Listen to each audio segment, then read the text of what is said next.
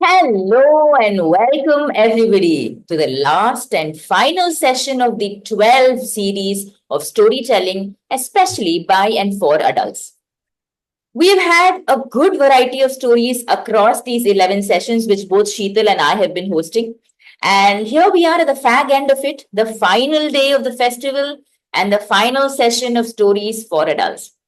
We are already 6 minutes ahead, so I'm going to jump right into it and invite our first teller of the day.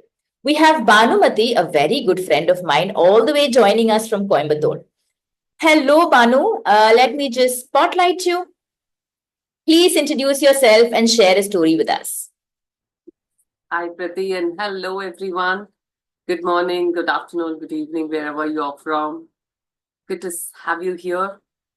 Before we could start, thanks to Eric for having been organizing this festival for the past 13 years. And thanks to Pretigaya and team for hosting this special by and for adult storytelling session. Thank you so much for everyone for joining here. I'm Banumathy. I am a storyteller since this festival was born. I'm greatly blessed to tell you that I'm the student of Eric Miller, who had been my first mentor to bring into storytelling. I have been telling stories to children and adults and teenagers as well through my storytelling organization called Fables and Tales. And I conduct storytelling workshops for teachers and adults as well. All right, so this is about me. Let me jump into the story directly. This is the month of February. Yes, still we are in Feb. Cupid, the Lord of Love, was so busy, and he was in his highest power, highest of his spirit, and he was busy connecting people, communicating with hearts, and he was super busy. And when you are busy, things might misgo as well. So that's when, in his busy schedule, Cupid did not notice death, the Lord Yama, the Lord of Death, coming up. So, as Lord Yama was passing Earth, he just connected him to a mortal woman. Yes, their hearts were connected and love bloomed. Soon, that love was connected with a wedding. They both got married and they lived happily for 90 days. You ask me why those 90 days? In Tamil, we have a saying called Asa 60 நாள், Mogam 30 நாள். 60 days of desire and 30 days of love. Totally 90 days. It was super joyful, romantic days between Yama and the mortal woman to whom he got married. Well, after the 90th day, they just stepped out of the house for a walk. And the wife turned to the left while Yama said, "We are supposed to go to the right." No, no, no, no. Why don't we go towards the left and have a walk? We have nice breeze, like the previous workshop happened, nature, trees, garden. Come, we'll go. No, no, no, no, no. I'm not interested in all that. Come, let's go take left. Oh, I mean, right. So they both started to a bit of quarrel, maybe. And the next day, they went out to eat. And just then, the wife wanted to eat some sweets. But Yama said, "I would want to eat some kakras and, something spicy." Oh no. The next day, she wanted to wear a proper traditional dress. But Yama said, not this. something else. Day after day after day, their desire, their quarrel, their, you know, their likes were direct opposite to each other. Day after day after day, they were moving apart. But when something continuously can't happen bad, that's when the wife got the good news, the so-called good news that she's gonna give birth to a baby. Wow. Days went by, months went by, and the baby was born. Of course, it was a boy baby. And boy baby, they called Yamakumara. Yamakumara grew up, grew up to a toddler, and he was about to get admitted to a school. The mother said, to a Montessori school. No, no, no, no, no, no, no. To a traditional school. Again, they had a fight. It continued and continued. The child felt so miserable, so miserable. Always mommy and daddy were fighting and fighting and fighting. Huh. What to do? Yama finally could not take it anymore. He didn't wanted to spend his time like this. He didn't want to trouble his wife or the child. So he left and he decided to go down to the Netherlands. He went down looking for his work. Fine. The mother struggled a lot to bring up the child. Yamakumara grew up and become a teenager. Just then, he could not decide what to do for his higher studies. Neither the mother could not help. Just then, the father came up. He wanted to see how his child was doing. So he came out and saw, and he understood clearly the confusion. So he said, well, Yamakumara, you pursue medicine. You become a doctor. Yes, even then, they were doctors. So the mother wasn't that convinced, but still, father took away. He taught all the medicinal plants, herbs, and all those. Everything was taught to the son. Now, Yamakumara was a good, learned physician. He completed his course and he was about to go for practice. Just then, his father called out, son, listen to me. You know what? Whenever you go to treat someone, you just look around. If you find me there, don't treat that person because it's time for that person to come with me. Yes, life for him is over. If you step into treat, no, then your reputation, I can't guarantee. So better, yes, just say sorry and walk away. Deal? Deal, daddy. So son and father agreed upon a deal and they went in their way. So Yamakumara's practice was great. He was called here, he was called there, he was everywhere. Young person, old person, everyone underwent the treatment and they were happy. One day, there was this princess of a king was sick. Physicians from all around the kingdom tried, but no one could treat her. So now, yes, you guessed it right, Yamakumara was called. Yamakumara came.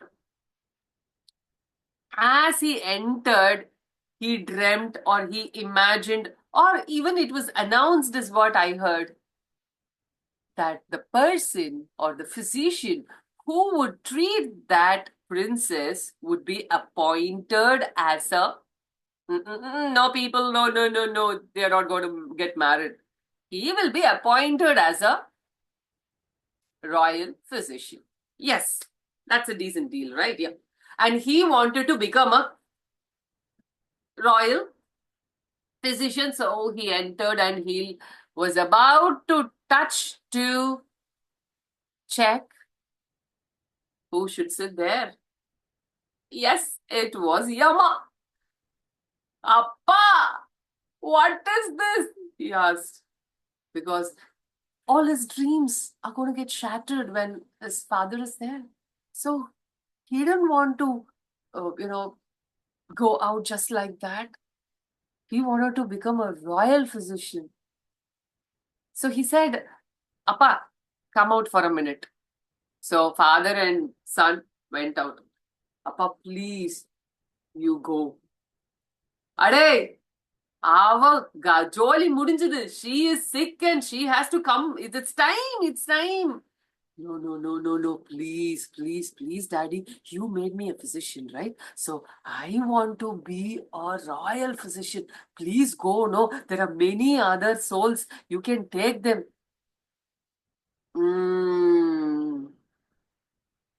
When he thought, oh, please, he begged and pleaded and begged his father that he changed his mind a bit. Okay, since you're requesting, 3 days, just 3 days, I will not come here. The third day, I'll be here and she is mine. I'll take her with me. Okay, Daddy. Okay, Daddy. Thank you, thank you, thank you, thank you. Romba santhosham. So he went and treated her, and she was perfectly all right. And yes, he was appointed as the royal physician. As he came on the third day in the evening, who should be there? Of course, Yama, on time, no alarm, no nothing, on time, perfect, and he was there. By looking at his father, Yamakumara, the royal physician, he quickly thought of a plan and he said, Amma! Amma, Appa is here! See, come and see! He is waiting to meet you! Come here! By hearing that one line, Yama took to his heel. Marubadiyuma! Ayyo, Venda! Again! No, no, no, not me! And he ran far, far, far away. And it is said, or I have been informed, that Yama, the Lord of Death, had not come to the princess till today. And that is the end of the story of how Yamakumara outwitted the Lord of Death. And this story is an adaptation which was retold by Soumya Rajendran, a children's story writer. Thank you for listening. Wow, good fun there, Banu. Really enjoyed that. Who would think that you could have a light and fun story with the Lord of Death being playing an important role there? Good fun. Really loved it. Opening out to the audience, anybody, any thoughts?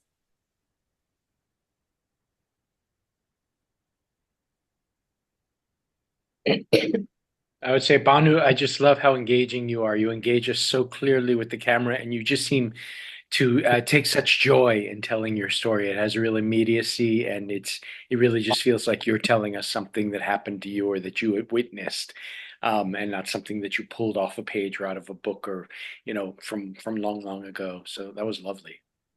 Thank you, Barry. Yes, any other thoughts? But I must say that was a good deal between the father and the son. Imagine that. The father is the one who takes away lives, and the son, he decided to teach him to be a physician. Clever, huh? If only all fathers or parents could find the right decision for their kids and help them guide that way. and the kids listen to them as well, then the world will be a different place altogether. Yes, anybody else? Yes, this is Maya. I just managed to listen a little from an elephant conservation center that I just got to late last night in India. And so I couldn't take in the story fully.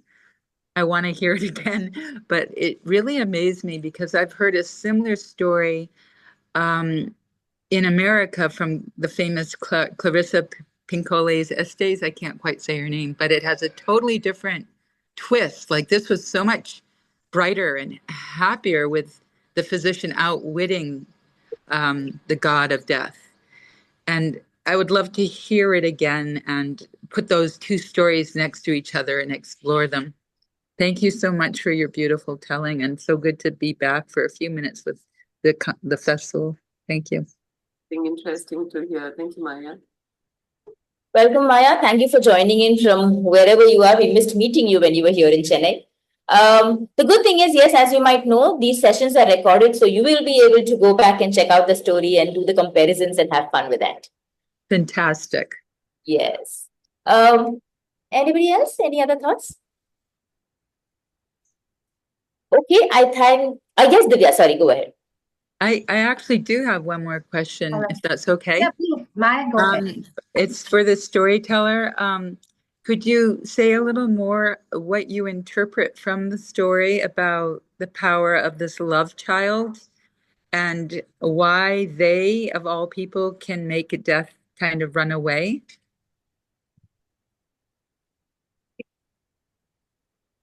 Could you please repeat the question? I'm sorry. Yes, and maybe, I didn't get to hear you fully, so this may not be appropriate, but the one who becomes a physician is a love child, correct? Yeah. From the god of love and the human woman? No. It's between Lord of Death and human woman. Okay, so that's what I understood. Good. So why do you think this love child has this special power to make the father run away? Like, what do you think there is about the symbolism or the metaphor of this child that's born of death and love and God and human? Because they had a difference of opinion in everything that they come across in their life, everyday life. They have been with different desires, different ideas, different opinions with each other, and for every single thing they had quarrel or fight between them. So he doesn't want to take up that. Instead, he wanted to let his wife live peacefully. Mm. And yeah, so when Death wanted to confront again his wife, he is not ready. So that's when he runs away. That's a pretty interesting twist to think about, isn't it? Yeah. So he didn't want to fight or quarrel with his wife again and argue for every single silly thing that happens in their life. So yeah.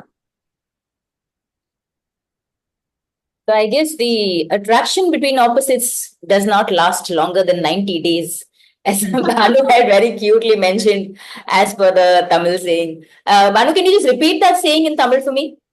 Yeah, sure. It's ஆசை 60 நாள், மோகம் 30 நாள், ஆக மொத்தம் 90 நாள். I need to learn that and maybe use it in my telling sometime.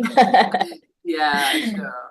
Thanks for that, Banu. Thanks a lot, Maya, for your thoughts. Divya, you were going to say something?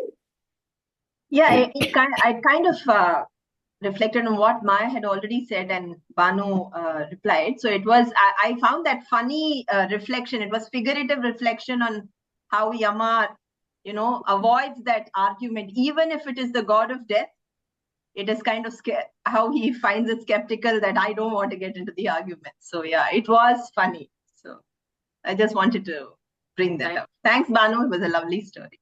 Thank you. It gets me thinking, Divya, if only my husband also thought there's no point in arguing everything and leave things as they are, I'll be a much happier person. Tell them the story. Thanks for those reflections, everybody. We'll now move on to the next teller. Let me just spotlight you. Lalitha Thilak is a storyteller from Chennai, and she's here to share a mythological story with us. Hi, Lalita. Please introduce yourself fully and share your story with us. Hi, everybody. Thank you, Prati. Am I audible? Is it clear? All right. I'm Lalitha Thilak from Chennai. I'm a storyteller. I've been telling stories for the past 5 years. Thank you, Eric, for this opportunity, and thank you, Prati, for hosting this show. Today, I am going to narrate a mythological tale, and it is the tale of Sati. And I am going to be narrating this tale as Sati herself. So here I go. या देवी सर्वभूतेषु मातृरूपेण संस्थिता नमस्तस्यै नमस्तस्यै नमस्तस्यै नमो नमः. Thousands of years ago, my grandfather, Lord Brahma, along with Lord Vishnu, went to Goddess Adi Parashakti, the mother of the universe, with a request. Brahma, the creator, Vishnu, the preserver, and Shiva, the destroyer, are the trinity of the universe. Shiva, the Adi yogi, is an ascetic who's always in a state of meditation, which is why Brahma and Vishnu wanted him to get married and lead a life of a householder too. Who better consort than the goddess herself? The goddess agreed and said, I shall fulfill your request and be born on earth. But yes, the day I am humiliated, I shall give up my human form. And that is how I, Sati, was born to Daksha, Lord Brahma's son, and Prasuti, my mother. Both my parents really adored me, and I was the apple of my father's eyes. But yes, right from a young age, I was drawn to Shiva and became his ardent devotee. While my playmates used to enjoy playing, singing, and dancing, I preferred worshipping the Lord and listening to his tales from my uncle Narada Muni. Years passed by, and this devotion grew into a deep adoration.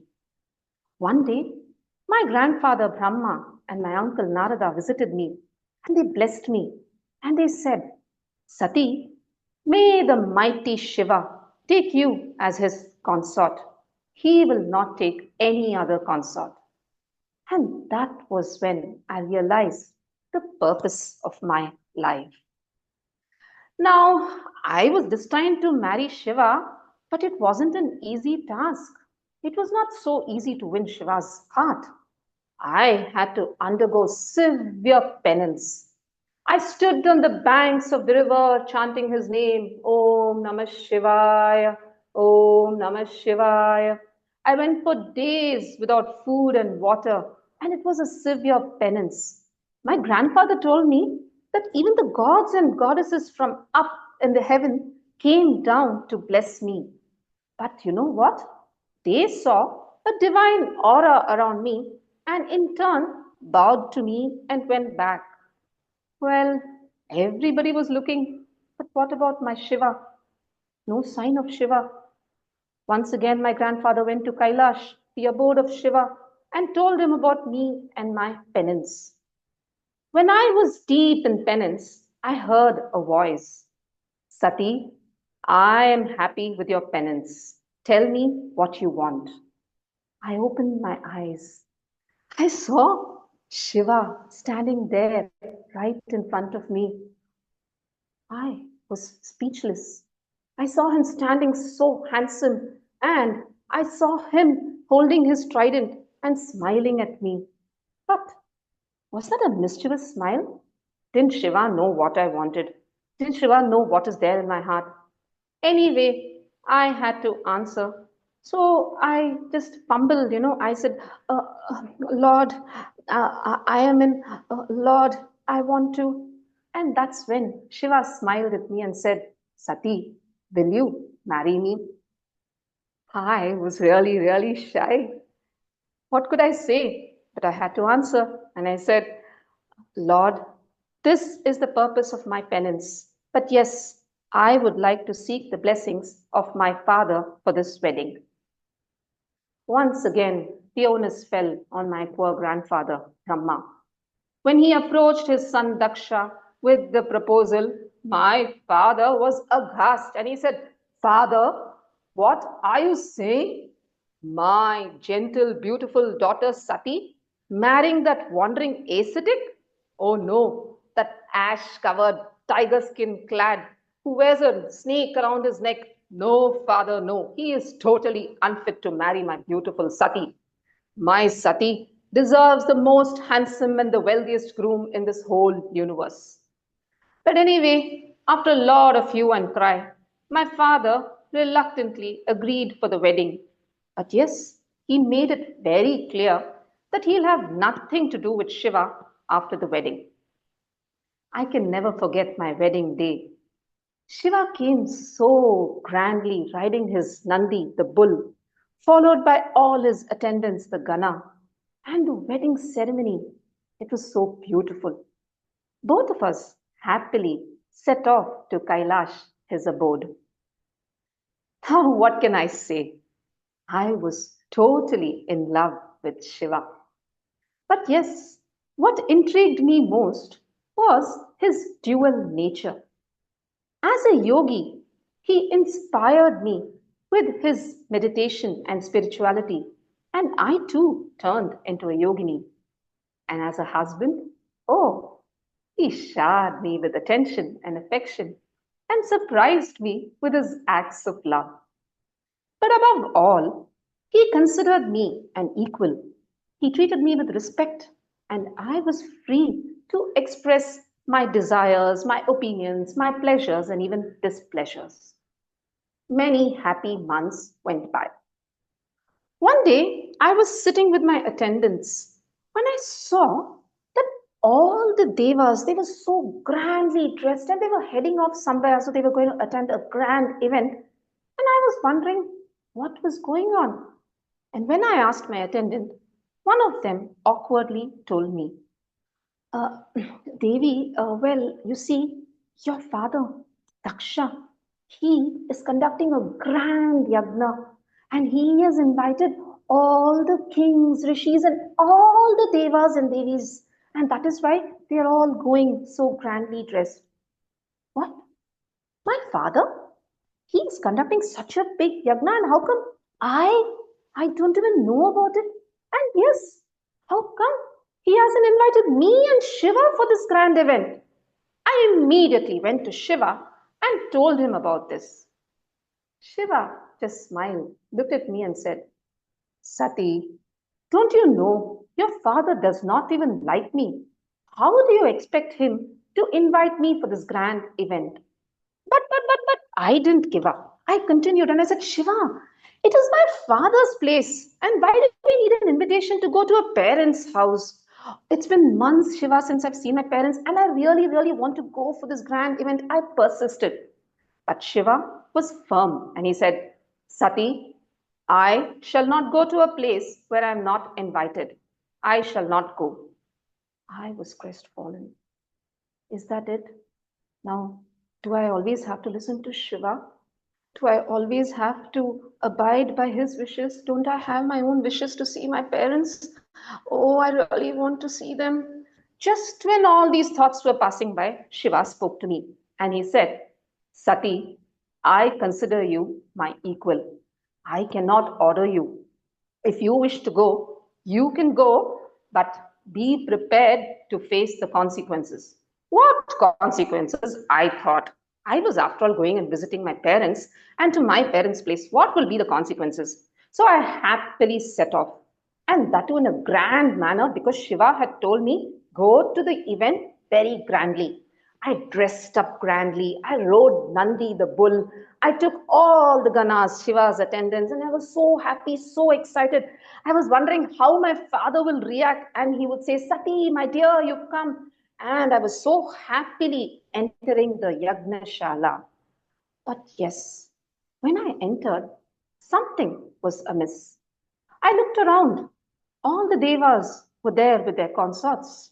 And yes, my father was happily welcoming and greeting every one of them, did not even notice my arrival. I was wondering, was my father ignoring me? Well, anyway, he's my father. So I went up to him. I bowed respectfully and I said, "Greetings, father. It's Sati here. It's so good to see you. Father, what a grand yagna." My father turned. He did not even smile at me. I was a bit surprised, but I continued and I said, "Father, this is such a grand yagna. How come, Father, you haven't invited Shiva and me for this yagna?" My father simply turned away without even replying to my question. I was shocked. I looked around. I found my grandfather and I asked him the same question. And that is when my father turned to me and spoke to me rudely. He said, "Sati, I haven't invited you. You have come on your own. Having come, don't create any problems here. Your husband Shiva, oh, he is totally unfit to attend such a grand event. You have come, you stay. If you want, take the offerings of the sacrifice and leave quietly. Don't create any trouble." I was speechless. Did my father just insult Shiva? Didn't he know that insulting Shiva was insulting me? Oh, why did I even come? Oh, why didn't I listen to Shiva? I turned around, I saw all the silent spectators. I felt totally humiliated. And when I saw the smirk on my father's face, I was furious. I told my father, "You arrogant man, I am ashamed to be called your daughter. I do not want to live on this earth being called Daksha's daughter, Dakshayani." I looked up and I told, "Lord, I shall be born again to a father who's more worthy and whom I can respect." And saying this, I jumped into the sacrificial fire. Everybody was shocked, but what followed was total chaos. Nandi and the Ganas tried to destroy and fight, but they were defeated and they went back to Kailash with the news. When Shiva heard the news, he was furious. He took a lock of his hair, he plucked it into two, and out came Veerabhadra and Mahakali. And he ordered them to go and destroy the complete yagna. The ferocious Veerabhadra, the fierce and the terrifying Mahakali riding her tiger, both of them entered the Yagnashala, completely destroyed the yagna, and even beheaded my father Daksha. Even Lord Brahma and Lord Vishnu were powerless and fell unconscious. After a while, when my grandfather regained consciousness, he went back to Kailash. Now you see, he begged Shiva. He pleaded for mercy and he told Shiva that this yagna had to be completed as per norms and for which my father Daksha had to be revived. By now, Shiva was totally broken. He came to the Yagnashala. He revived my father, but yes, with the head of a goat to teach him a lesson in humility. Shiva came to the sacrificial altar. He picked up my charred body. He was tapping my body. He's like, "Sati, wake up. Sati, wake up." He was seething in pain. He cried in agony, "Sati!" And he lifted my charred body and put it across his shoulders. And this agony turned into fury. He began dancing his divine cosmic dance of destruction, the Tandav dance in fury. Hara Hara Hara Hara Hara Mahadev. Om Shivoham, Om Shivoham, Rudranadam Bhajeham, Veerabhadraya Agninetraya Ghora Samharaha. Om Shivoham, Om Shivoham, Rudranama Bhajeham. When Shiva danced, the entire universe trembled.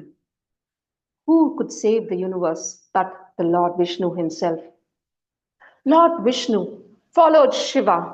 He tried to stop him, he tried to call out to him, but Shiva was in a wild, frenzied dance.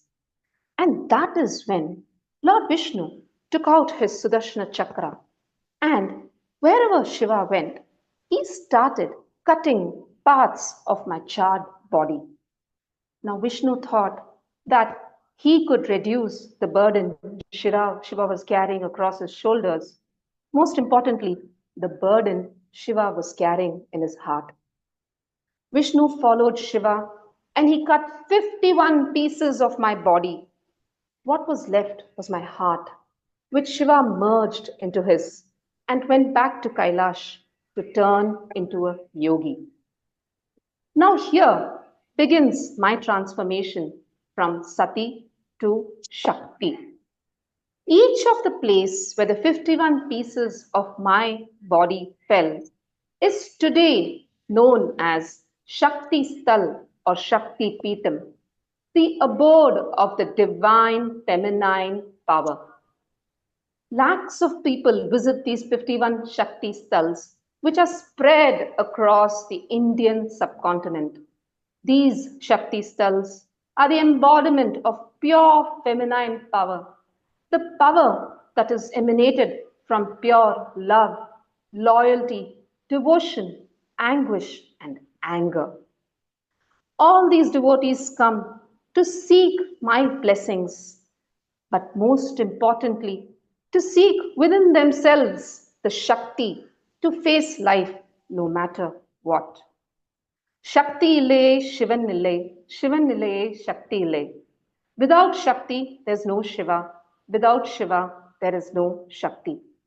Ya Devi Sarva Bhudeshu Shakti Rupena Samstita Namastasyai Namastasyai Namastasyai Namo Namaha. Thank you. Beautiful. Thanks, Lalita. That's a very interesting story from mythology. What I liked about the stories today is we've moved on from Cupid and Yama all the way to Shiva and Sati. Opening now to the audience, you want to share any thoughts?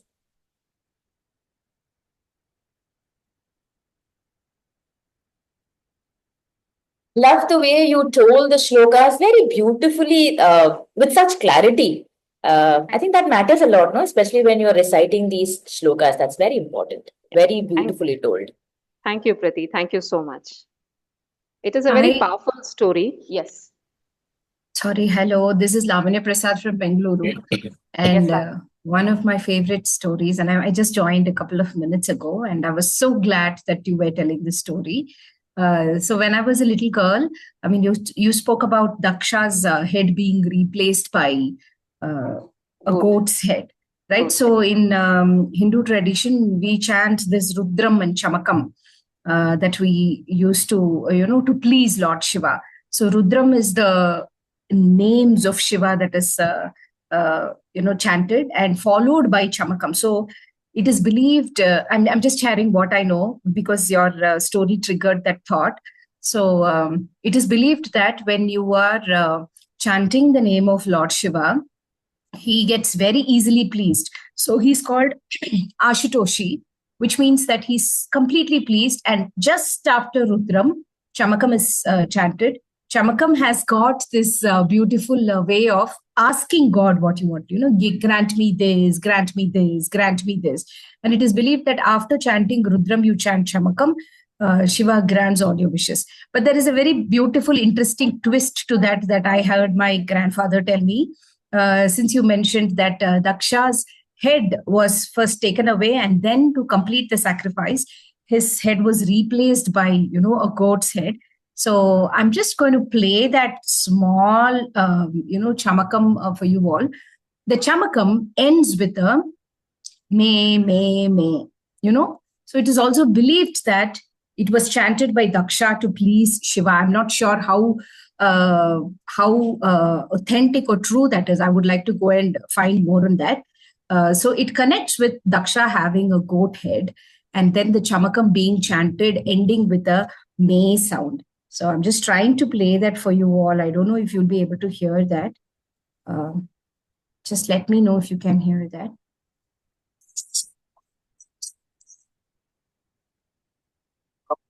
Have you changed the setting of the sounds, Lavanya? I haven't. We can hear it.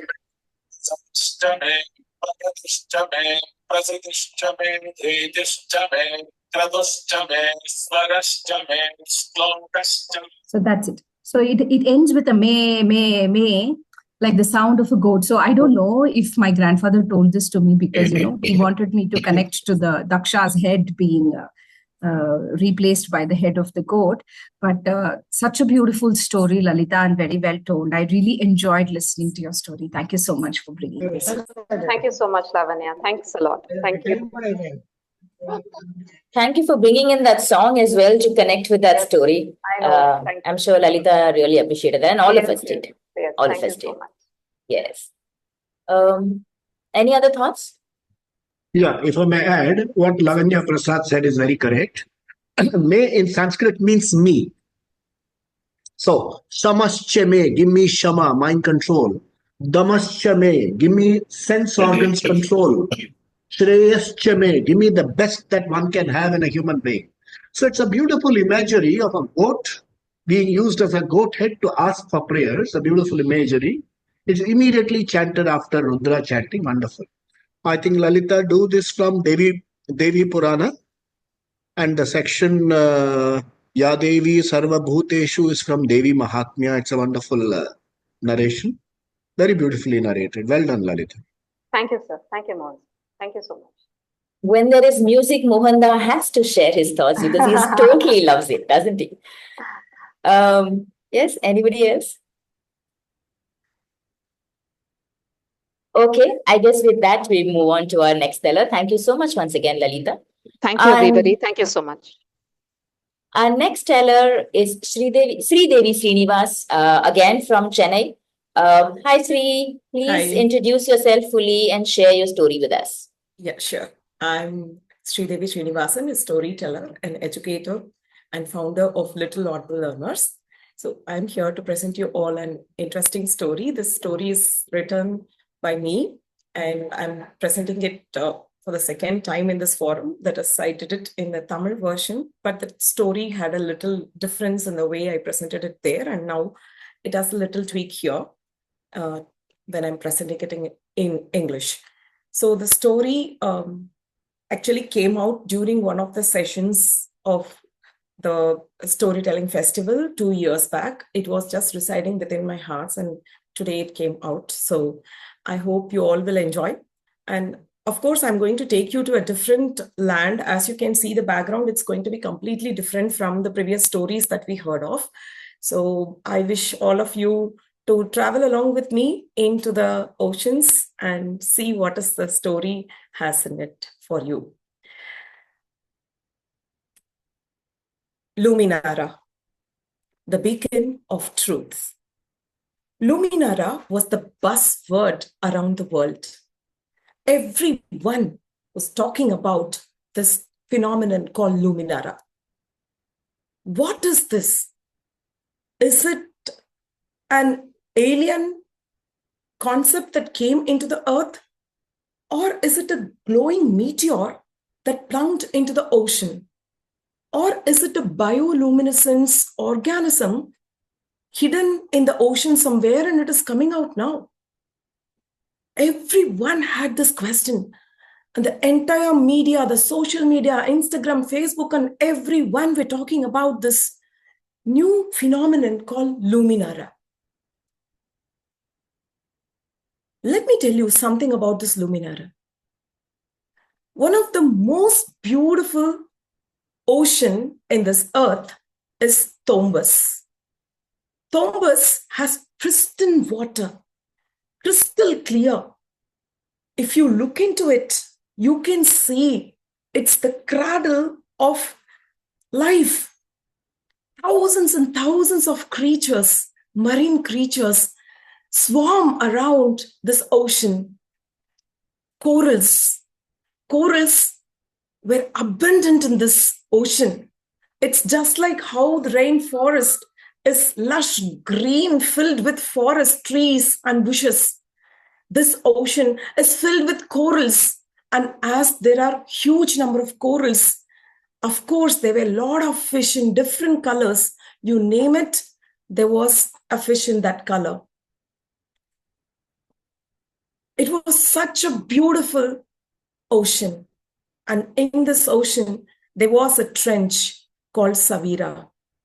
And this trench is plunging down under the ocean for around 5,000 meters. From under 5,000 meters under the deep sea comes out, emerges a light called Luminara.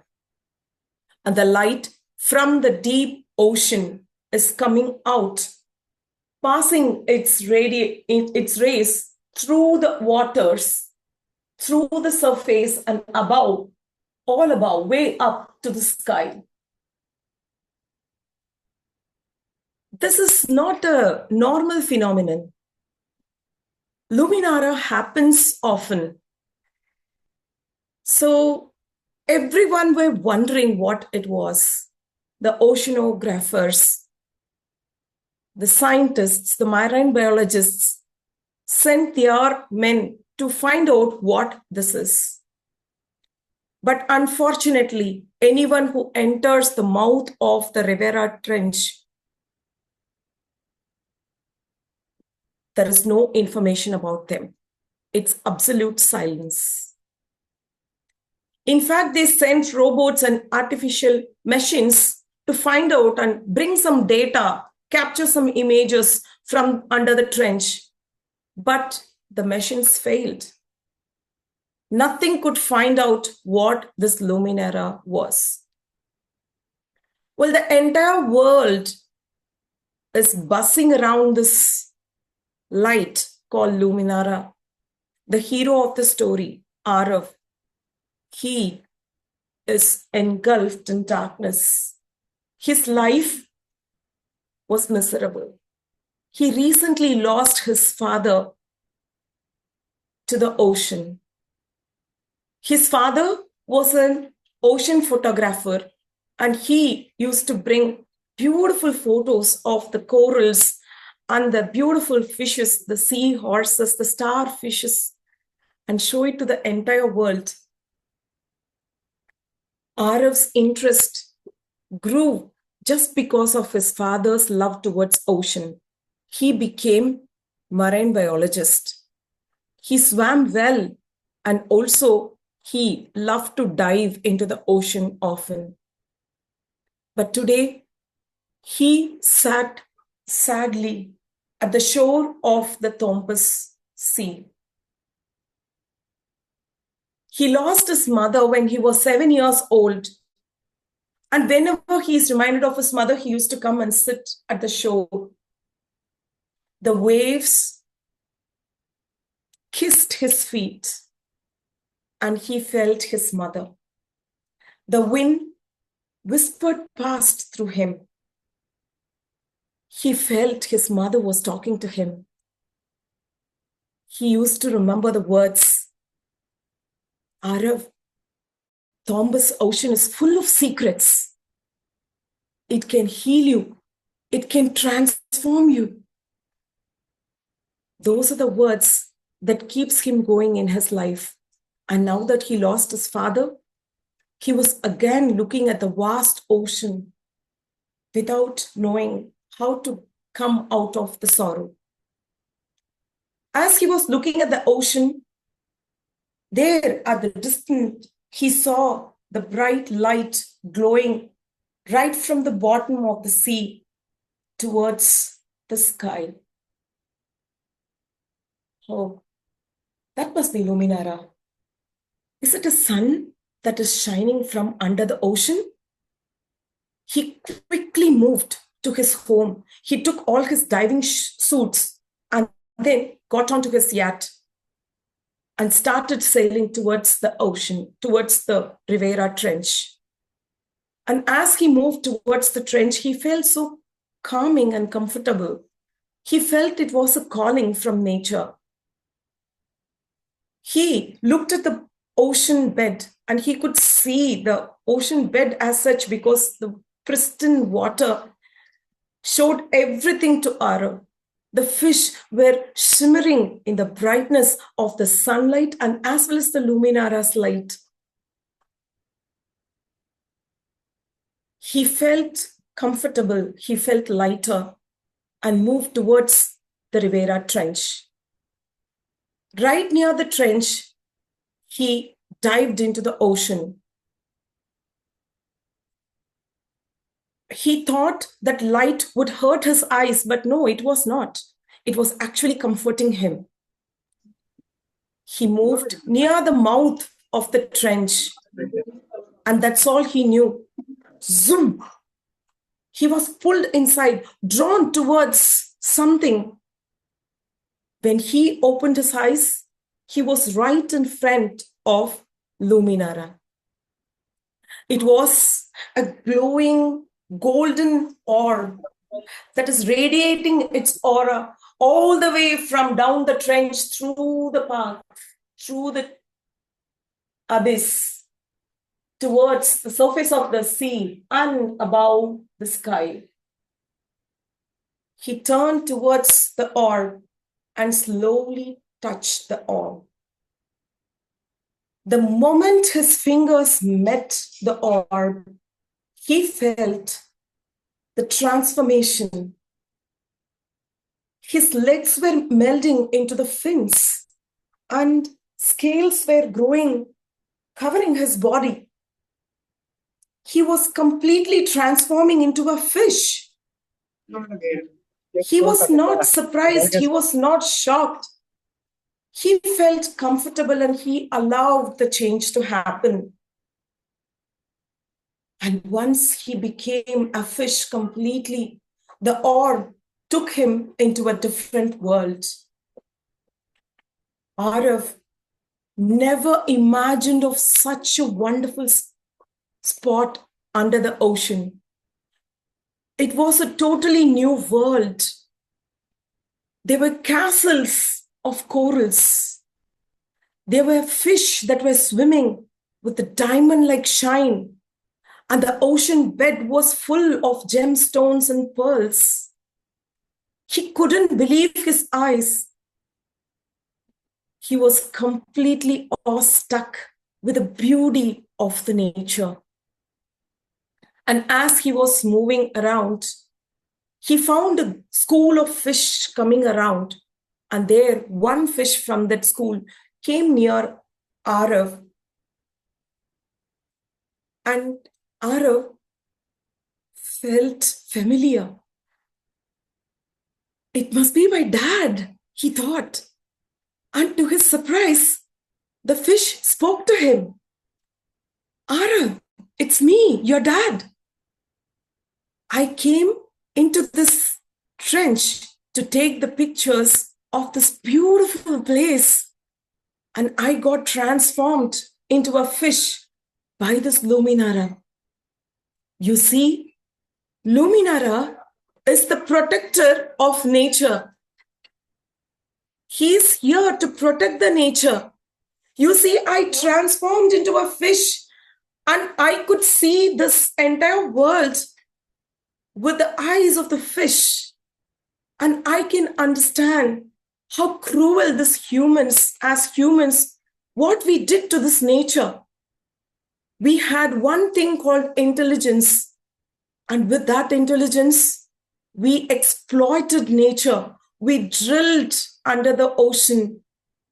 We laid cables. We pulled oils. We leaked oils. And we destroyed this beautiful nature. Just be a fish for one day and sail along with me. You will fall in love with this ocean. I know I never exploited the nature. I simply came to take the photographs of this beautiful ocean and show it to the world. But that way, I have exposed the beauty of nature to everyone. And later they came here to exploit nature.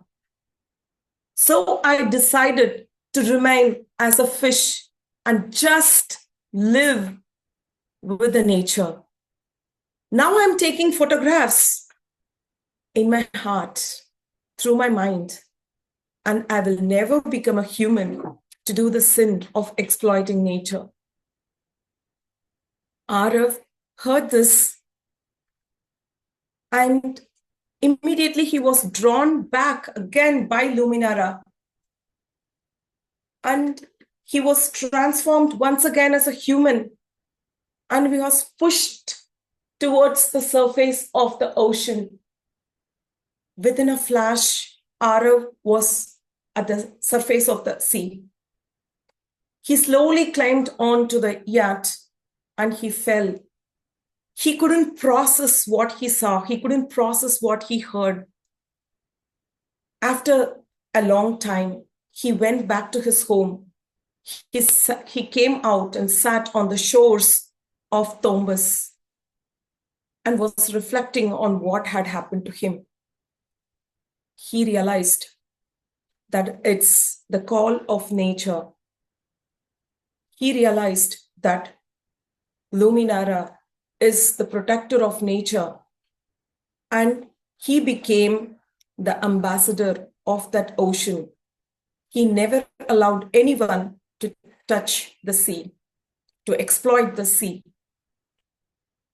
And that's the end of the story.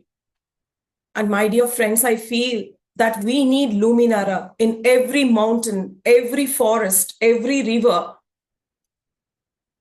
And humans should get a chance to be an animal or a tree, at least for a day or two, to feel what they go through. Thank you. And over to you, Pratigya.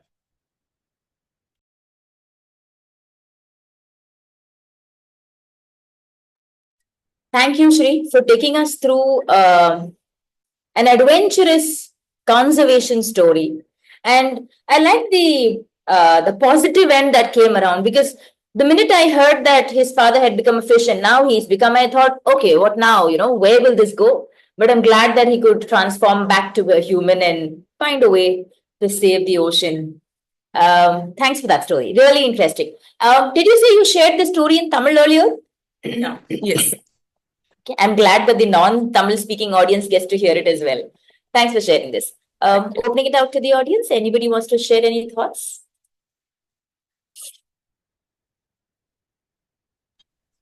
So did you read the story? Did you say it's self-written? Sorry, you're on mute. Yeah, I wrote the story. Ah, wonderful. Yes, Barry, please go ahead. I will jump in and say, even though I know a lot of people here were not on the previous session that Lavanya Srinivas did, during that session, we talked about forest bathing, and I forget the Japanese term for it. But what you just said, Sridevi, about if we all had a chance to become a tree or an animal, which of course we probably won't, but that notion of forest bathing might get us close. And as I understand it, I haven't done it, although I've had friends who have done it as a formal thing, that it's about immersing yourself in a natural place in a forest and just absorbing everything. And I imagine it involves, silence and observation and the stillness of the trees or the animals or what's there. So yeah, it was just a nice connection. I see a few people were here on that last session and might make that connection as well. Thank you, Derek. Yes, Nayana, please go ahead. Hi, it was a beautiful connection to the workshop that we just had, yes. And I really love how you told the story and you made the transition so beautifully.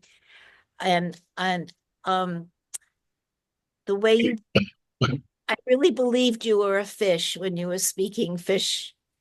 And I think that even though we can't become tree or dog or bird, we can still be kin, like we're cousins. And this idea of kin I got from braiding sweetgrass from Robin Kimmer.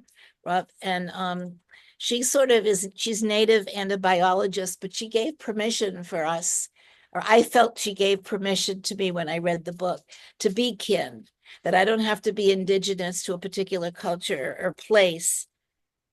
And I also just think that there's been so much displacement of people, climate refugees or whatever, that we have to start being more kinship and share our spaces. So you opened up my mind for how and our awareness for that. So thank you. Thank you so much. Means a lot. Before I go on to Maya, just adding on to that, Nayana, yes, I had that thought as well. Do we really have to become a tree or a bird or a fish to understand what they are going through? Can we, bring a little bit of compassion within us? And as you said, share our spaces. It doesn't belong just to us, it's for all of us. So if only we could mature to that thought, that will be a lot better. And hopefully it will give us some solution to the problems that we are looking at. Yes, Maya, please go ahead. I've been involved in deep ecology and environmental education merged with spiritual and artistic endeavors for many years. So your story really spoke to my heart.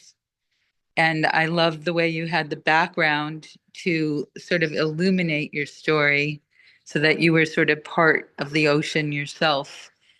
I feel your story would be very helpful to the place. I've come to a place called Arosha, India, and they just recently opened a marine biology biodiversity center off the coast of Tamil Nadu, I believe, or in Kerala. I'm going to go there soon. I think you could connect with them and maybe do a workshop for them with your story. So you can look up Arosha, ROCHA, www.arosha.in.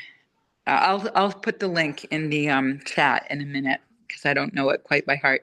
I myself created a dance piece in which I became an elephant, part elephant, part human, kind of like Ganesh, but a modern female version, and tried to look at the world both directions and have a sense that even though it might be presumptuous to think we could ever be in the mind or heart of another species, on another level, we are all part of a universal consciousness as sentient beings. And so if we open our imagination and our eyes and our hearts to listen into that space that could be between species, I do think there's a lot to be learned there. And it's a challenge. Now I'm going to be confronted the next few weeks with how do you deal with giant elephants eating your crops? It's a challenge for humans to share space with the other beings that often were there before us. So this is all a great question to be worked on. It's becoming more and more potent and as years go by, and I would love to talk with you. And I don't want to take up more space, even though I'm a big elephant energy myself. But I love the story. I could see the beauty of the coral reefs and the sun shining and the fish glistening. And I hope you get in touch with Arosha and try to tell it there.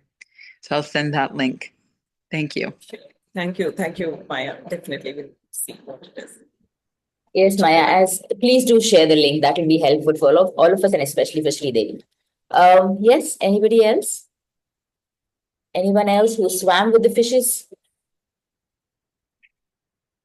Ayushi's swimming away there. Okay, I think with that, we'll wrap up with Sridevi's story. Thank you so much, Sridevi, for that well-written, as I said, conservation story. Sorry about that. We have our next teller, Ayushi Agrawal, joining us from Bengaluru. Hi, Ayushi. Welcome to the final session of Story Session for Adults. Please introduce yourself and share a story with us. Thank you, Pretigaya. And this has been so lovely coming to the CSF and getting to see people from all across.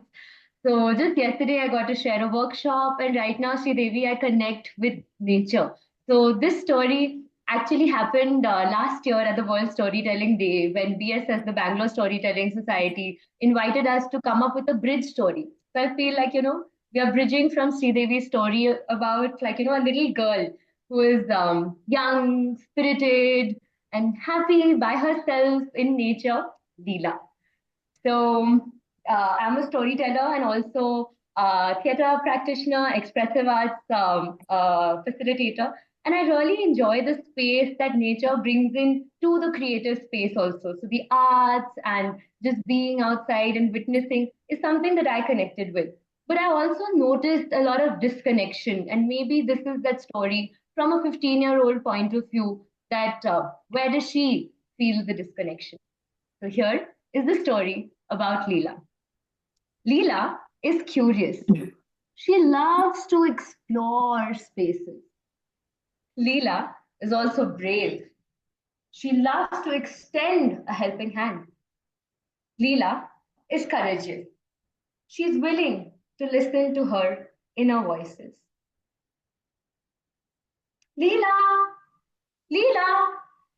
But where is Leela? La, la, la, la, la.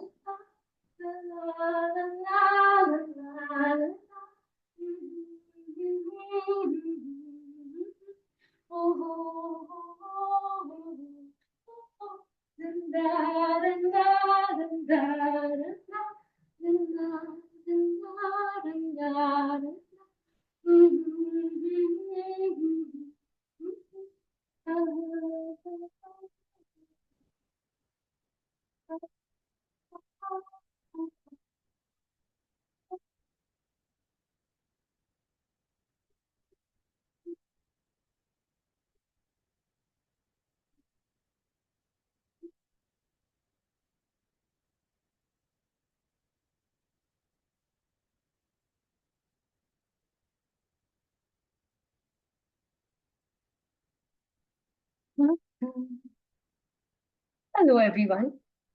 I'm Leela. I enjoy being with the trees, being with the birds. My favorite place? It's a meadow. A meadow which has the view of vast, wide mountains. It's breathtaking. A meadow where one day I spotted a herd of deer just jumping about and I got to play with them. Oh, my most magical experience. A meadow where in the tree I spotted an injured little squirrel. There was a pond nearby, the river that was gurgling far away. I took some water and helped it the way I could. Connecting with it made me feel very special, but also letting go was special. To be back in nature gives me a lot of joy. But now it's time to go back home. In the evening, I generally like to sit by my favorite tree and read my favorite books. But you know what? I like nature, I like my books, but I also miss being around other people who have similar interests. I saw there was a group of boys right there, and I was longing for friendship. I wondered, Leela, you can do this. Go talk to the boys, my inner voice said. Yes, just try.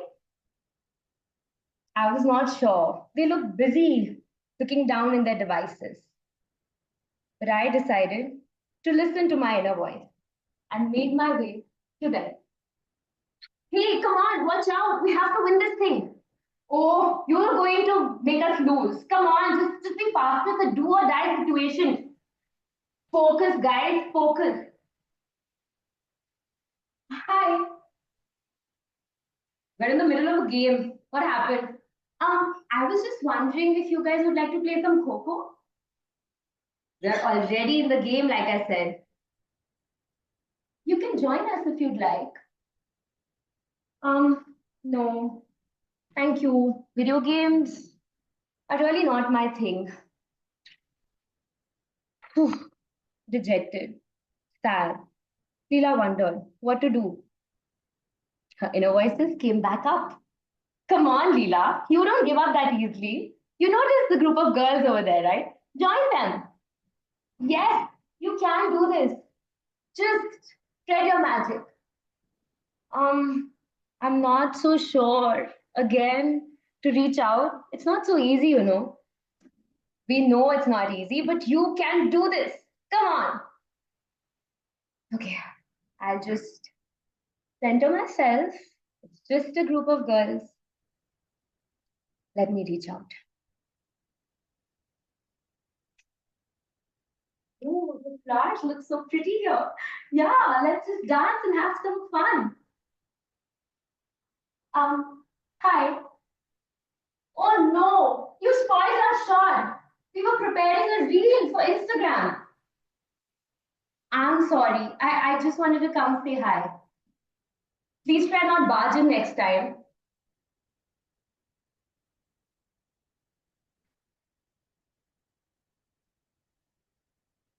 I can't do this. I'm not doing it again. Lost. Looking for connection. Leela went home. The next morning it was school, and school was not a different story.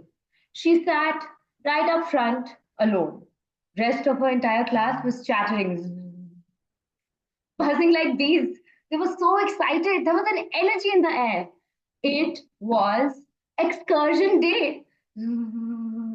I hope they take us to my favorite mall. I hope they take us to the movie. I'd love to have some caramel popcorn and cheesy ones too. You know what?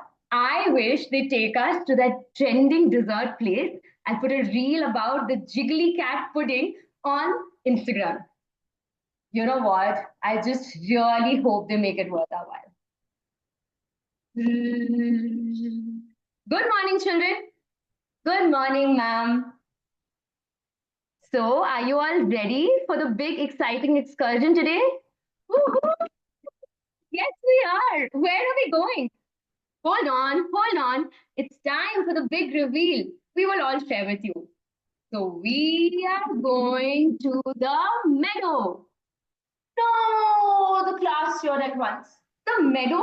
Is that a place to go? There's a gaming arcade with a virtual reality simulator, and you want us to go to a meadow?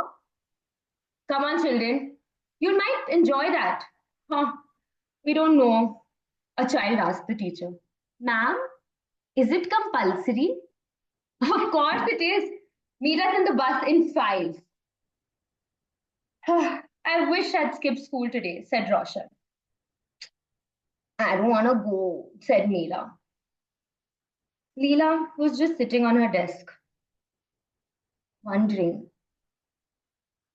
I don't know. They're going to my meadow, my favorite place. That is one place of solace for me. How will it feel with my classmates there? I guess we'll find out.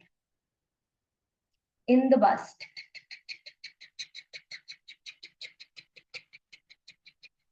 I'm bored, said Nisha. I don't even have my phone. I could listen to my favorite song.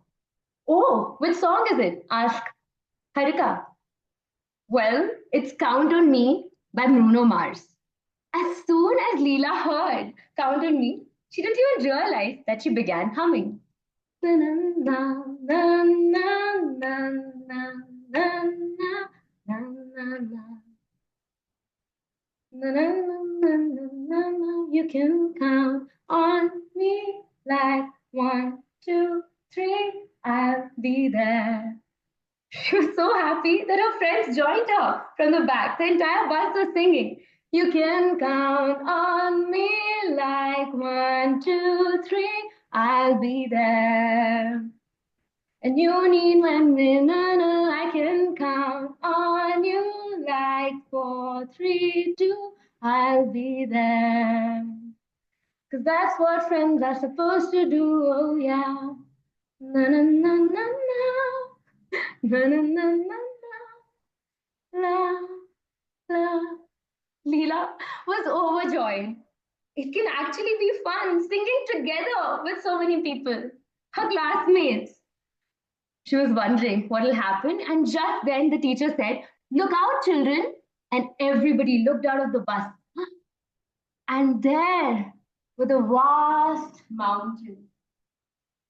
Mishka said, look, there's also a pond. That's interesting. Mihir responded, you know what? I never thought I'd say this, but I can't wait to get there. Leela had bubbles of excitement inside her. Okay, what will we do when we get there? She spontaneously asked. And everyone said, let's play tag. And before the bus could even reach the stop, it paused, it took a break, and out ran Mishka, and she said, chicklets! All the children went running behind her, and the last one to meet was the den. Oh, you're the den, you'll have to catch us all. And thus the game began.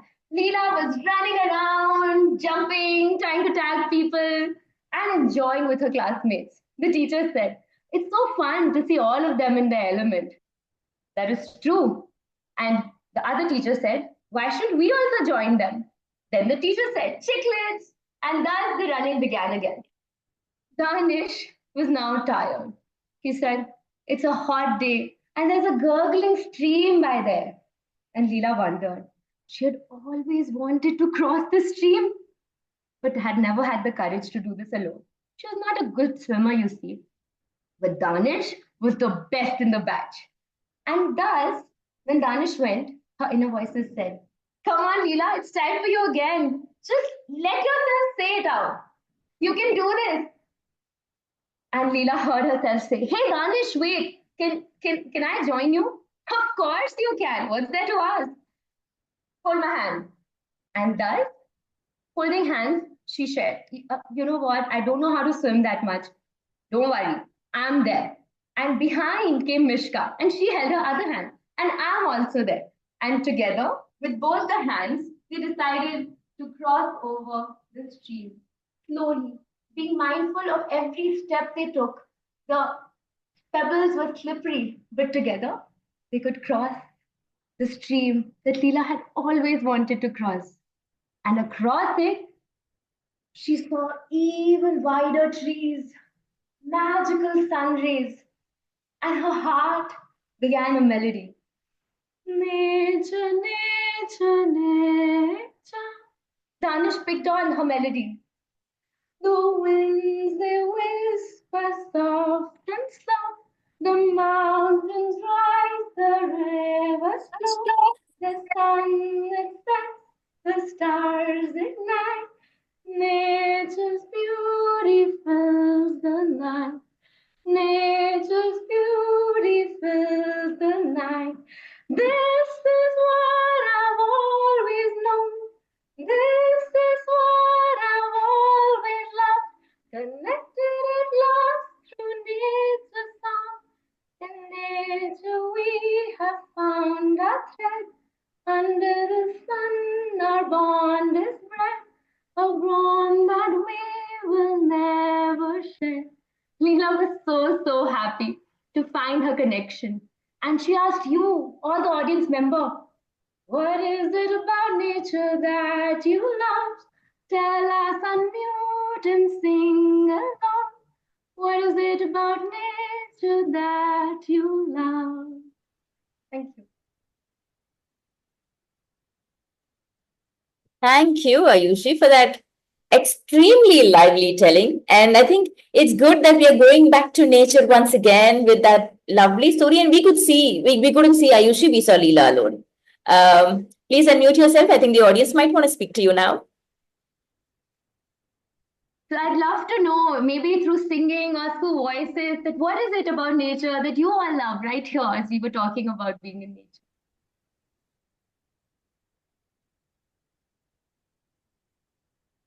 Okay, while everybody's still thinking, what I love about nature, I like being out and about generally. So I go for morning runs at 4 and 5. And recently I had the experience of going on a trail run, and that blew me over. This is a place somewhere close by to Vandalur Zoo, which is just the periphery of the city, if I can say that. Mm-hmm. And it was probably a small village, and I hardly ran. I was just walking and soaking everything in. There were streams, there were little small woods. I could never imagine that there's a place like this in the city. And I did not run at all. It took me a good 2.5 hours to just cover a 10-kilometer distance, but I loved every minute, every second of it. I think nature brings that excitement in us more than anything else. Wow. More than excitement, the wonder of nature. That is also there, Aishi. Beautifully told. I loved your singing. I loved your, I mean, it was everything in your story, the theater, the acting, the singing, the conversation, and of course, the lovely message. And yes, the wonder of nature. That's what, always, I see these intricate flowers, the leaf patterns, and it's so beautiful. Wonder and peace for me. It's just, thank you so much for the story. Lovely. Shri, you want to go ahead? Yeah.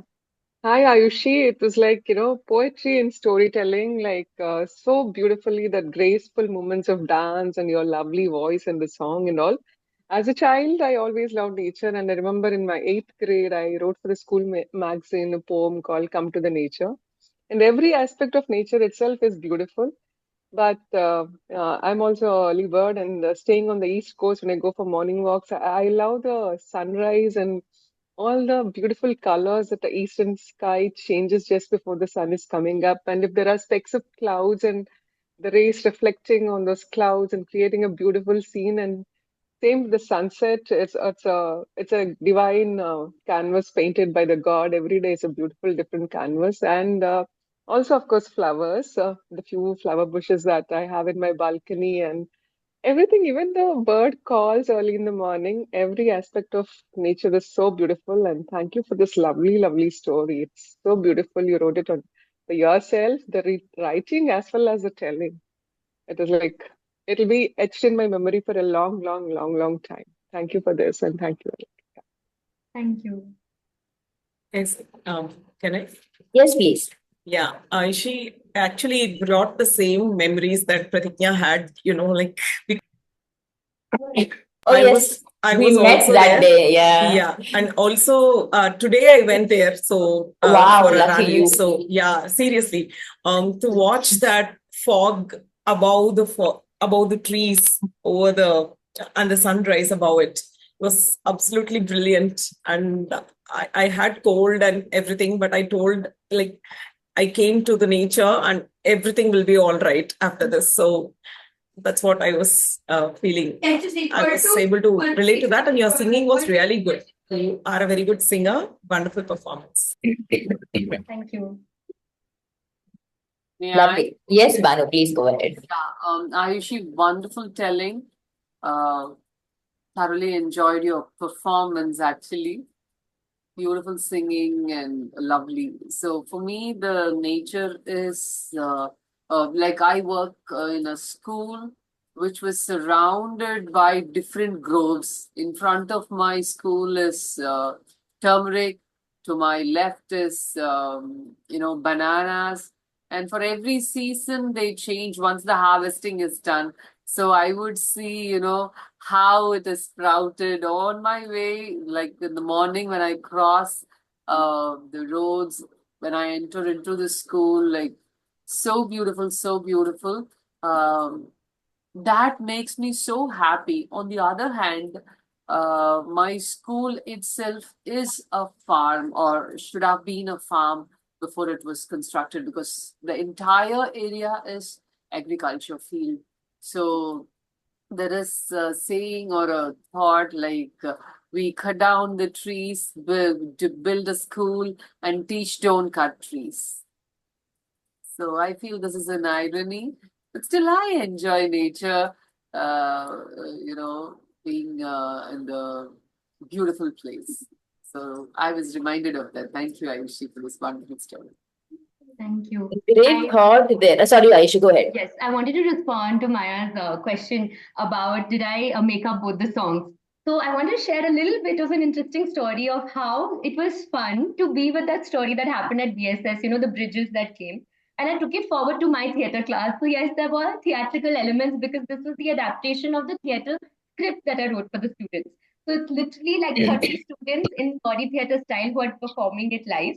And then the songs, how they came up was that I knew what is there in the story, and I had looked up a couple of words, and then I asked a friend if you can help me weave it together through a poetry.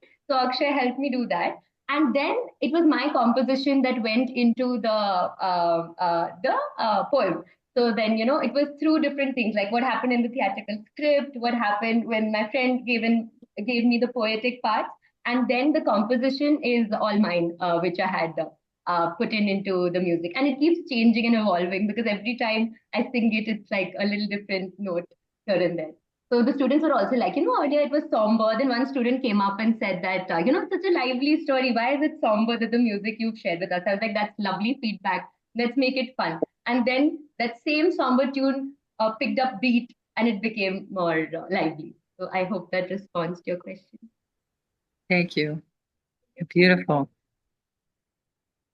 Super talented you are. Yes, Divya, please go ahead. Mhm. Lovely story, Ayushi. Really enjoyed listening to it. So there was this workshop in the morning by Lavanya ma'am, like Barry was mentioning. It was about nature and eco-psychology and how you can connect.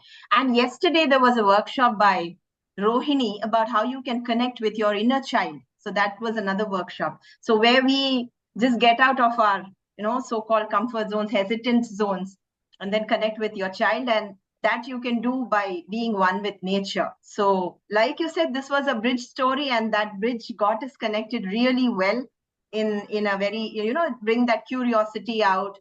Don't hesitate, just jump out there and things like that. So it was very meaningful and very lively with all the singing and swaying and dancing and everything. Super enjoyed it. Thank you. Yes, Nayana, please go ahead. Sorry, quickly wanted to respond Sorry, to the sorry. first song. I forgot that there are two. Bruno Mars, Pretigaya was singing along with me, Count on Me. I fudged the lyrics in the middle for a second and I knew that she would know. So that is by Bruno Mars, which, the child sort of says that, I want to sing that song. And then everybody knows that song, so everybody starts singing. So that I put in the chat. So I loved how delicately you told.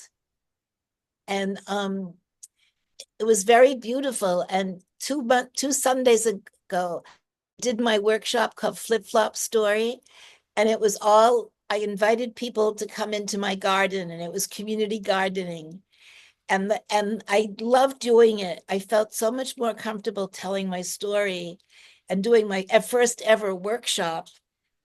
And I adapted some work from Thomas Hubel. He says that the shadow, the things that we don't go to, the traumas, that we should relate to them and treat it like compost.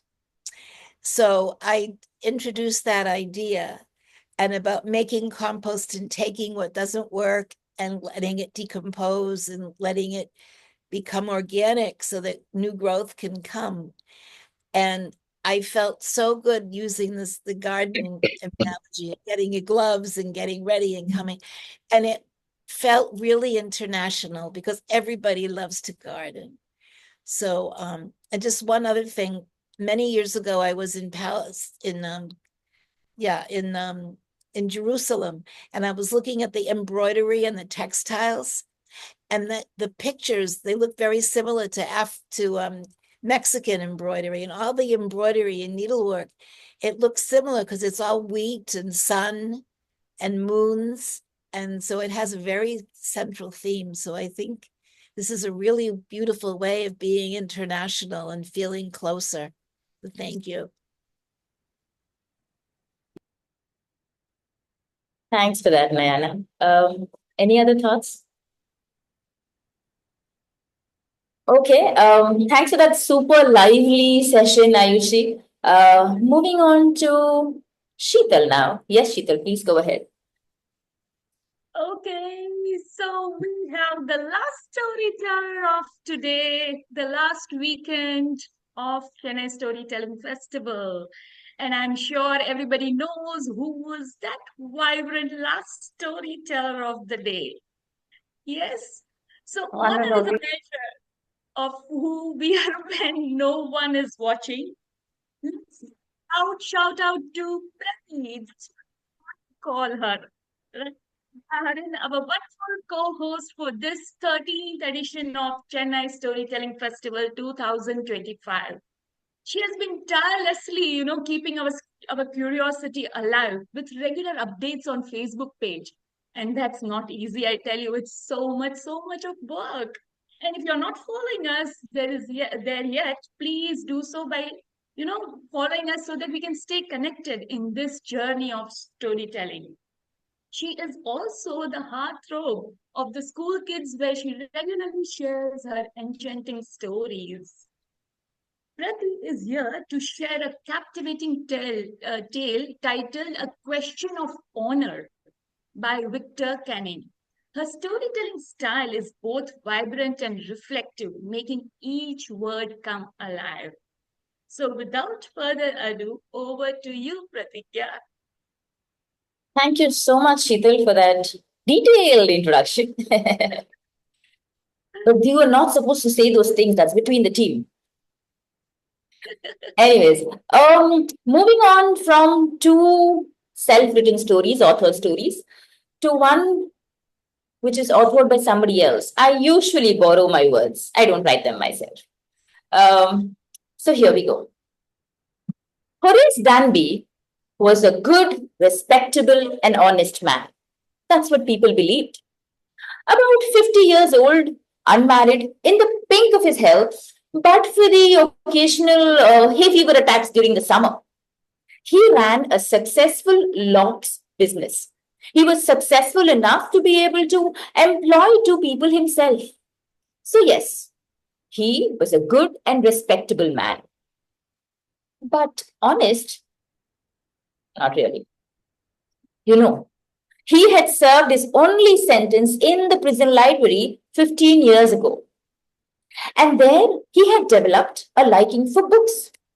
Now, you would think a hobby to read books is rather a good one. But what if I told you that he was interested only in rare and expensive books?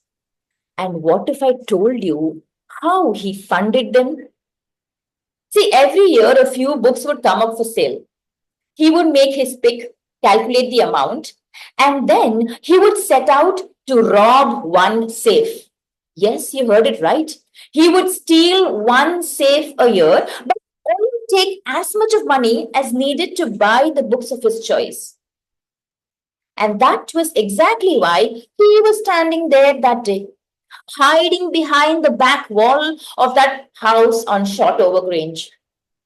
For 2 whole weeks, he had been watching that house, observing it very carefully. And by now, he knew everything about the electrical wirings, the alarm, the front door, the back door, the porch, the garden, all the necessary information, he knew it. And he also got to know that the owners of the house were away for a month on a holiday, with only 2 helpers left behind. And today was the day, because he watched those 2 helpers walk away to watch a movie. Aha. 4 full hours to get to work. But he hardly needed one or lesser because, after all, he knew everything that one needs to know about locks.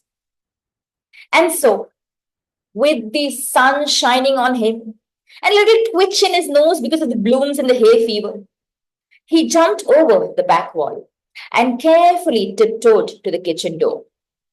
He had noticed that the helpers, whenever they stepped out, they would use or lock the kitchen door and hang the key right there by the door. And so, yes, he opened the door. Came a dog yelping at him, and all right, Sherry, all right. And he nuzzled the dog with a lot of love.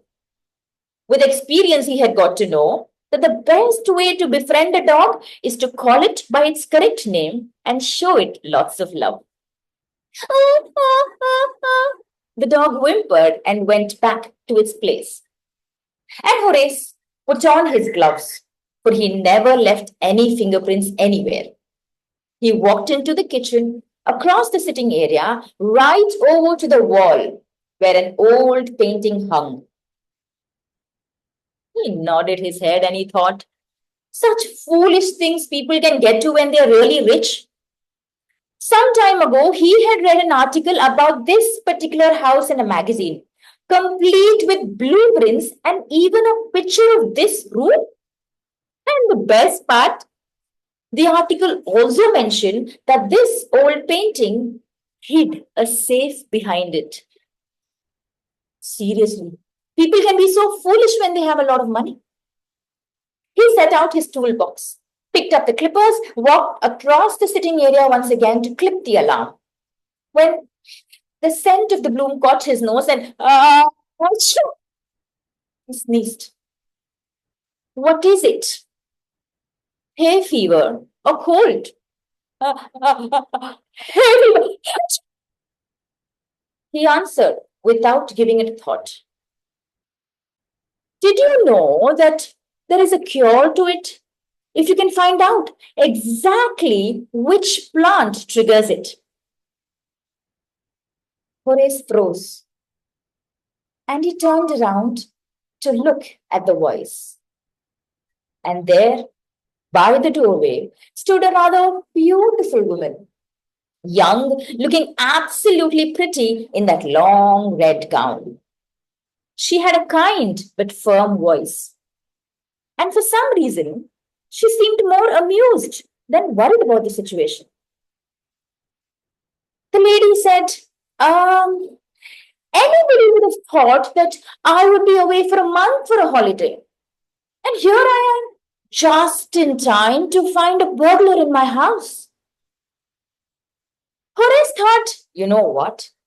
If I treated her well, if I handled the situation well, I might just get away with it. Because as I said, he had noticed that she was more amused than anything else. And so Horace grinned and he said, I didn't think I will see one in the family here. So, what are you going to do? Actually, if you can just pretend that nothing of this happened, you never saw me and let me go, that would be perfect, you know. Let you go? Why? You came to rob my house. If I let you go, you will rob my neighbors. The society needs to get rid of men like you. No. I am no threat to the society, you know. I only steal from the very, very rich. And that too for a very valid reason. The lady mulled over this for some time. And then she smiled. I always like the wrong kind of men. And she put a cigarette to her lips. Horace thought this was the moment. He jumped into the opportunity. He removed his gloves, took out his lighter and lit it for her and asked with a lot of hope, so you let me go? Only if you do something for me in return. Anything that I can, please just let me know. You see, my husband, before we left for holiday, asked me to leave all the jewelry in the bank locker. I didn't. I left it here in the safe. And that's because I wanted to wear it to the party tonight. But when I came down the steps to fetch it, I know. Horace jumped in and he said, you have forgotten the password. Isn't that right? No worries. I can get you the jewelry in less than an hour. I will have to break open the safe. But that's all right. My husband won't be back for 2 whole weeks. I will have it mended by then. And so, as promised, in less than an hour, Horace broke open the safe and left it to the lady of the house. With a big grin on his face, he confidently walked right outside the house. Over the next 2 days, he ran across this whole sequence again and again, imagining, oh, how lucky I am. What pure luck to have gotten in with it without any trouble whatsoever. But there was a little twist. By the 3rd day, Horace Danby was arrested for the jewel robbery at Shotover Grange, because his fingerprints were all across the safe. Oh, Horace tried really hard to make him understand. Listen, it was the lady in the house herself who asked me to break the safe. I will not steal anything. Well, The lady of the house, a 60-year-old, gray-haired, foul-mouthed lady said, "What rubbish! I don't even know this man." And so, once again, Horace found himself in a prison library working as an assistant. And when anybody even so mentioned the phrase honor among thieves, you can imagine what exactly he felt. Thank you.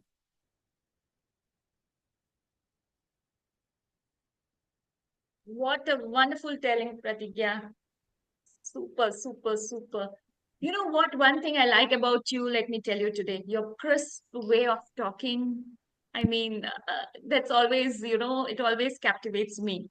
So, yes, super, super enjoyed your story a lot. And the very first question from my side, what made you tell this story today? See, as a storyteller, I get to tell more stories for kids. And for adults, it's usually personal stories. So at the festival, I thought, let me pick something heavy, because it's for adults and something matured and this, that. I was exploring Tolstoy and Tagore and Premchand. And then I watched two stories during the festival, one by Shraddha and the other by Ramya, about how a woman tricks a man or how they get out of a situation. And I had read the story 2 years ago or 3 years ago in my son's school book. And it immediately popped up. And I thought, I want to end the festival on a lighter note. And that's why the story. Okay. Super, super. Over to you, audience. Pratigya, I absolutely loved your narration. Oh my, what expressions. You really took us. We could imagine the house, we could imagine the painting, every detailed. It was amazing. The visuals were amazing. And you always mesmerize us with your narration. Thank you so much for that, Pratigya. Thank you. Totally captivated and glue stuck to your expressions and the attitude that you showed to each and every character. It was brilliant. Thank you. Your very easy style of saying, Pratigya. I mean, you just take the story forward. That's really nice. Amazing. Yeah, Pratigya, you're brilliant. And every time I see you, I feel your expressions and the way you use your camera. Really excellent. Love the story. I didn't hear it, but what a wonderful ending. And to all the others also, thank you so much for the amazing story shared today. Thank you. Thank you so much, Pratigya. And Sheetal, excellent comparing. Thanks a lot. Thank you, Veenaji. Thanks a lot. Yes, Ramya, you want to go ahead? Okay, sorry. Yeah, just loved it, Pratigya. Looks like we have a club now. We do. Love the story, love the way you told it, and ooh, what a twist. Just beautiful, and what a lovely story. Thank you. Thanks. Yes, Divya, please. Yeah, so I like obviously wonderfully narrated with the expressions and that back and forth between Horace and that young woman when you did that, that was so casual and very, it was wonderful to watch the back and forth between and how he was so eager to get out of the situation that he would do anything to, yeah, so that was very nice and obviously very wonderfully narrated. So thank you. Thanks a lot for that, Divya. I actually somehow struggle a lot when there are conversations between two of them in a story, and when this conversation goes on beyond, say, 2 or 4 dialogues. As an audience as well, I'm nitpicking when I hear someone do that and try to pick what I can to help me in my telling. And this was the only difficult part for me in the story. Of course, as storytellers, we with experience we are able to tell stories in a fairly easy way, but this discussion between the two, I had to really think a lot over it. And just last night, I thought, what, just a little lock of hair will probably help me to show the difference more than anything else, because I'm not very good with impersonating voices, and that too in quick succession. That is not my forte. So I had to find something more dramatic to help me with that. And I'm glad it worked. Thanks for that, Divya. It was seamless. So yeah. Seamless, yeah, Thank you. Divya, it was seamless, and that will remain with me also. a girl in the class, that the principal used to often say in the English class, stop twirling your curls all the time and pay attention. It reminded me of that student. And I love the way you say when Sridevi said her story, Pratigya, the line that you said, that we don't have to be, trees, or we don't have to be fishes. Why can't we give space? Everybody has a right to live here. And such wonderful environmental stories today. Yeah, lovely. Loved everybody's story. Thank you, Veena. Thanks a lot. Excellent. Very well told. Very nice. Thank We are you. thrilled. Thanks a lot. I think the host is different and sharing a story is different. We are ready for your plans. We are ready to see the things also. Have a good plan. Thank you. Looks like I have encouraged a few people to start robbing, but that's in a good way, hopefully. Yes, I think, is that it? All right, super. I am just going to bring in Sheetal as well. I think Sheetal and I have been hosting this show for about 2 years now. 2 years, Sheetal, last year and this year, right? And we've had absolute fun doing it. A big thank you to Eric for inviting us year after year to do this. And yes, we've enjoyed doing this. Thanks a lot. Sheetal, your words. Yes, absolutely, Pratigya. I go with you. And thank you so much, Eric, for giving us this opportunity, for hosting and mainly believing us, because it was always you who has done everything starting from A to Z. And taking us, for this was a great opportunity for us, and we thoroughly enjoy it every year. Well, thank you both. You both did so brilliantly. I'm so grateful. And this is the second year you've done it. So Yeah. thank you, thank you, thank you. Wonderful jobs. Thank you. Okay, now let's get back to gallery view. Yeah, just removing the spotlights. Spotlight. Remove spotlight. And yes, we'll stop recording now.